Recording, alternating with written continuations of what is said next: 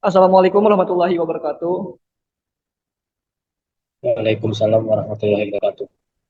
Kami Wabarakatuh. di 10 yang beranggotakan saya Rifatul Rahman, Muhammad Fahrul Raji, dan Faisal Akbar akan mempresentasikan mengenai efektivitas metode role playing dalam meningkatkan penanaman nilai dan karakter.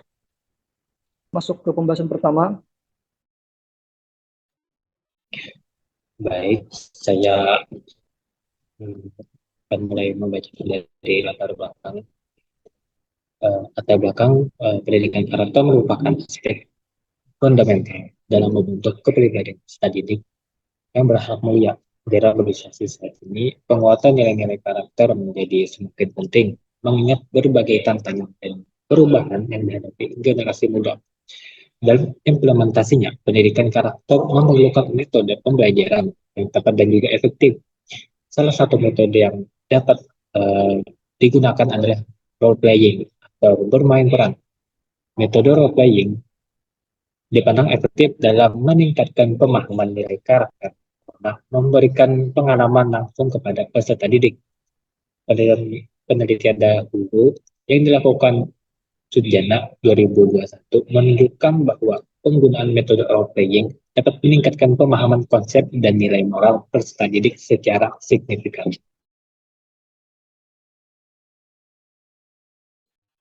Oke, baik yang selanjutnya yaitu metode penelitian. Metode yang digunakan pada artikel ini adalah metode studi literatur atau dokumen, yaitu dengan mengumpulkan berbagai macam data dari berbagai referensi ataupun literatur. Contohnya itu seperti makalah, jurnal-jurnal, dan artikel orang lain yang ada di internet. Dalam hal ini, berbagai data akan dikumpulkan dari berbagai sumber termasuk artikel, makalah, dan jurnal ilmiah untuk digunakan sebagai bahan untuk pembuatan artikel ini. Oke, next.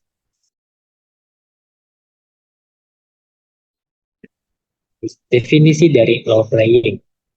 Role playing atau bermain peran adalah metode pembelajaran yang dimana peserta didik mendapat kesempatan untuk menjadi aktor dalam situasi yang sudah diatur. Bukan sekedar acting biasa, namun peserta didik benar-benar diajak untuk menghidupkan karakter dan menggunakan imajinasinya. Entah jadi orang, hewan, atau bahkan benda mati. Metode ini tidak hanya tentang pura-pura jadi orang lain, tapi lebih mengarah bagaimana peserta didik bisa belajar memahami dan merasakan posisi orang lain melalui pengalaman langsung.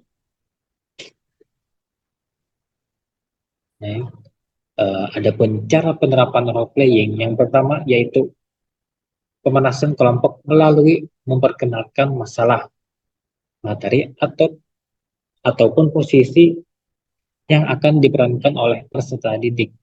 Yang kedua, melibatkan peserta didik dan guru untuk mendeskripsikan berbagai macam karakter. Ketiga, fokus pada perencanaan skenario dan pengembangan alur cerita yang dimana peserta didik dapat memberikan panduan melalui pertanyaan-pertanyaan yang konstruktif. Yang keempat, mempersiapkan pengamat. Yang kelima, selanjutnya eksekusi pemeranan yang dilakukan dengan memberikan kebebasan berekspresi kepada peserta didik sesuai interpretasi mereka. Yang keenam, jika masalah tersebut penting, peserta didik dan pengamat terlibat secara intelektual dan emosional. Diskusi dan evaluasi mungkin menjadi secara spontan. Yang ketujuh, pemerankan ulang dilakukan ketika ada ide tentang pemeranan yang alternatif. Yang kedelapan, diskusi dan evaluasi. Bukan sebagai tindak lanjut dari role playing, diskusi dan evaluasi hanya membahas topik pemeranan ulang. Dan yang kesembilan yang terakhir, guru harus mengadakan diskusi untuk berbagi pengalaman dan generasional sehingga peserta didik dapat memahami situasi masalah dan konsekuensinya setelah bermain peran.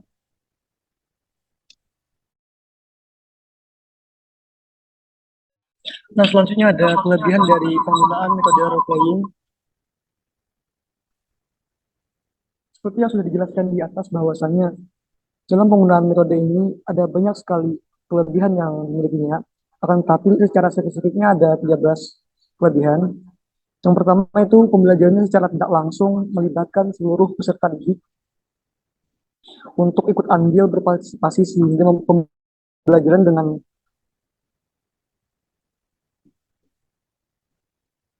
sesuai dengan kurikulum Merdeka, yakni student center.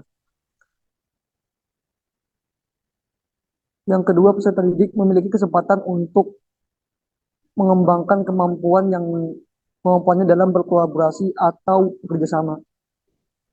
Yang ketiga, secara tidak langsung peserta didik juga dapat belajar menggunakan bahasa yang baik dan mengembangkan keterampilan komunikasi. Yang keempat, peserta didik diberikan keleluasaan dalam mengambil gagasan atau keputusan, ataupun mereka dapat mengekspresikan idenya secara bebas dan utuh. Yang kelima, metode pembelajaran ini merupakan pertemuan yang mudah dan bersifat kondisional. Yang keenam, guru bisa melakukan evaluasi kepada peserta didik dengan mengamati peserta didik waktu melakukan pembelajaran dengan metode ini.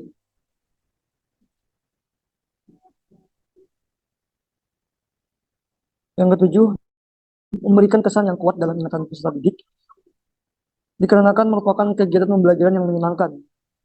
Yang kedelapan, membuat peserta didik lebih tertarik, yang kemudian membuat suasana lebih menjadi interaktif, meriah, menyenangkan, serta lebih antusias.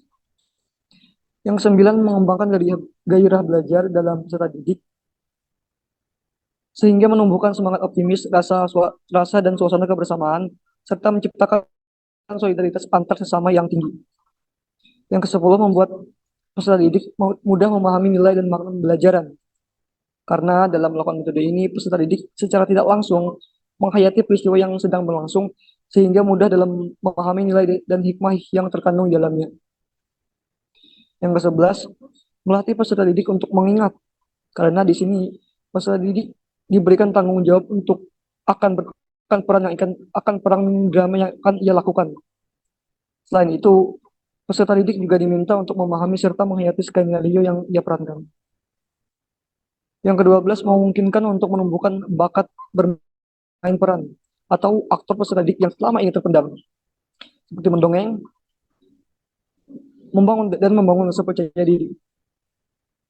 Yang ke-13 dan yang terakhir yaitu terciptanya hubungan kerjasama dan perasaan untuk saling menghargai kemampuan antar sesama.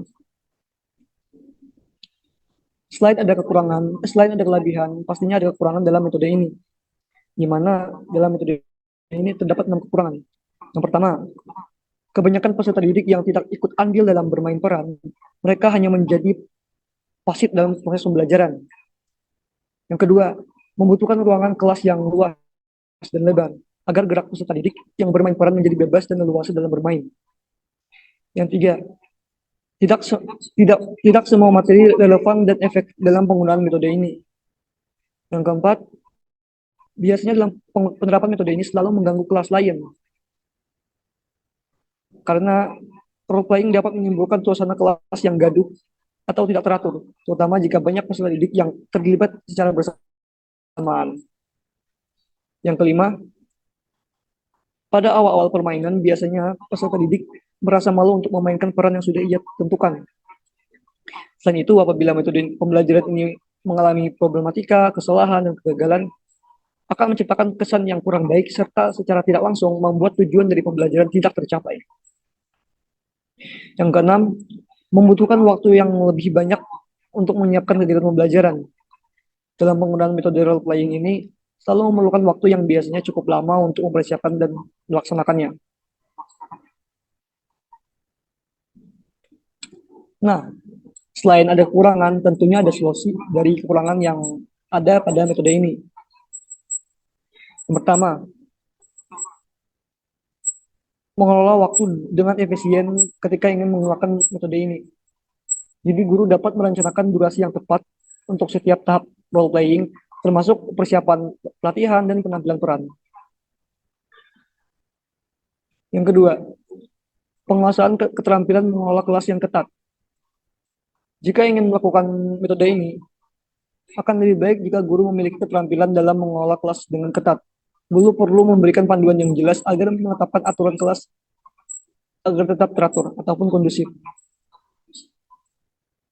Yang ketiga, memberikan motivasi yang dapat mendorong partisipasi dan kepercayaan diri. untuk peserta didik yang merasa canggung atau kurang percaya diri. Jadi sudah dapat memberikan peran sederhana atau memberikan dukungan lebih awal seperti motivasi, apresiasi sebelum memulai pembelajaran ataupun latihan berupa kelompok kecil. Yang keempat, ketika guru tidak menggunakan metode ini, materi yang ingin diintegrasikan ke dalam metode ini akan lebih baik jika materi tersebut dikemas ke dalam permasalahan yang berkaitan dengan peserta didik. Atau juga bisa diintegrasikannya ke dalam masalah yang sedang booming ataupun hot. Dan yang kelima atau yang terakhir, agar peserta didik mampu memahami peristiwa yang terkandung dalam metode ini, guru dapat menambahkan penjelasan terkait dalam yang sedang dilakukan pada saat pembelajaran sedang berlangsung.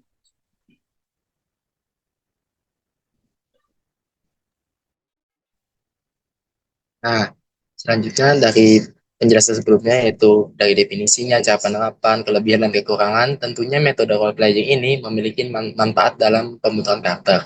Yang pertama yaitu pengembangan empati. Salah satu manfaat utama dari metode ini adalah kemampuan untuk meningkatkan empati seseorang. Ketika seorang individu berperan sebagai orang lain, mereka dipaksa untuk melihat dunia dari perspektif yang berbeda. Hal ini membantu mereka untuk memahami perasaan orang lain yang merupakan bagian penting dalam proses pembentukan karakter yang baik.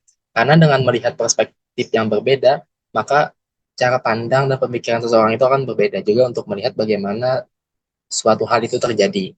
Kemudian manfaat yang kedua yaitu peningkatan keterampilan sosial. Metode ini juga efektif dalam meningkatkan keterampilan sosial seseorang. Dengan berlatih interaksi sosial dalam lingkungan yang aman dan terkendali, seseorang dapat belajar cara berkomunikasi dengan lebih efektif dan dapat membangun hubungan baik dengan orang lain. Dan manfaat yang ketiga yaitu penguatan nilai-nilai positif. Melalui metode ini, seorang individu dapat belajar nilai-nilai positif seperti kejujuran, tanggung jawab, dan kerjasama. Dalam skenario tertentu, dalam proses pembelajaran menggunakan metode role playing ini, peserta didik dapat diberikan sebuah situasi yang dimana mereka diharuskan untuk membuat sebuah keputusan berdasarkan nilai-nilai tersebut, yaitu nilai-nilai kejujuran, tanggung jawab, dan kerjasama. Oke, next.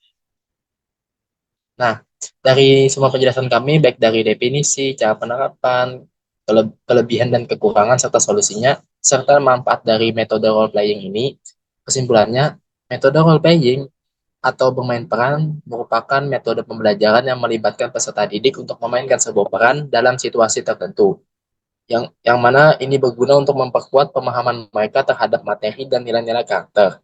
Dalam implementasi atau penerapannya, metode ini memiliki langkah-langkah sistematis mulai dari pemanasan hingga diskusi dan evaluasi, serta berbagi pengalaman. Dengan menggunakan cara ini, peserta didik dapat lebih mudah memahami materi dan nilai moral melalui pengalaman langsung. Oke, jadi sekian presentasi dari kami. Jika ada kekurangan mohon dimaafkan. Wassalamualaikum warahmatullahi wabarakatuh. Waalaikumsalam warahmatullahi wabarakatuh.